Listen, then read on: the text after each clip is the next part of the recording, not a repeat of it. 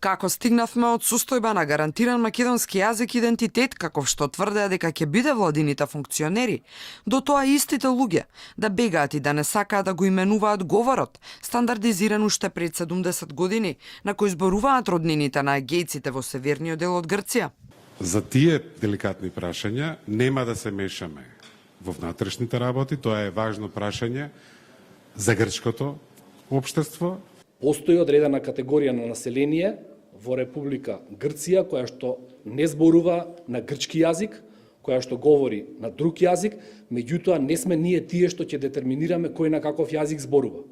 За експертската фела ова е најмалку навредливо и значи релативизација на сите врвни студии и научни трудови, пред се оние на Ману, за јазикот кој го користи македонското малцинство во Грција. Ќе бидеме уникатен пример кога се откажуваме практично од нашето малцинство. Тие зборуваме скопски, кумановци зборуваат кумановски, така и овие луѓе долу во Егејска Македонија зборуваат на некој свој дијалект, дали е лерински, дали е воденски, дали е костурски. Се избегнува именувањето со криење под синтагми.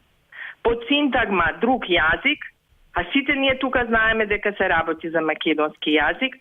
Тие луѓе се македонци.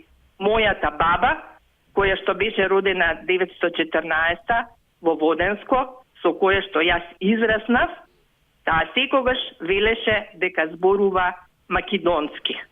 Академик Ќулавкова, по изјавите на Димитров, ги обвини политичарите дека неосновано по сопствени убедувања си го ревидираат, маргинализираат и санкционираат македонскиот јазик. Од една страна шокантен е молкот на научните и образовните институции пред ваквите јазични политики во Македонија. Од друга страна, поединците кои обелоденуваат вистината се омаловажени и маргинализирани. Сочени со големи искушенија и заблуди, станавме жртви на специјални облици на колонизација. Хипокризија е кога магистрираш на тема заштита на националните малцинства, докторираш на тема македонското национално малцинство во соседните земји, а се откажуваш и го негираш постоењето на сопственото малцинство во соседните земји. Инаку Македонија ја нема ратификувано ниту повелбата за регионални и малцински јазици на Европската Унија, која според експертите поволно би можела да влијае врз јазичните политики во државата.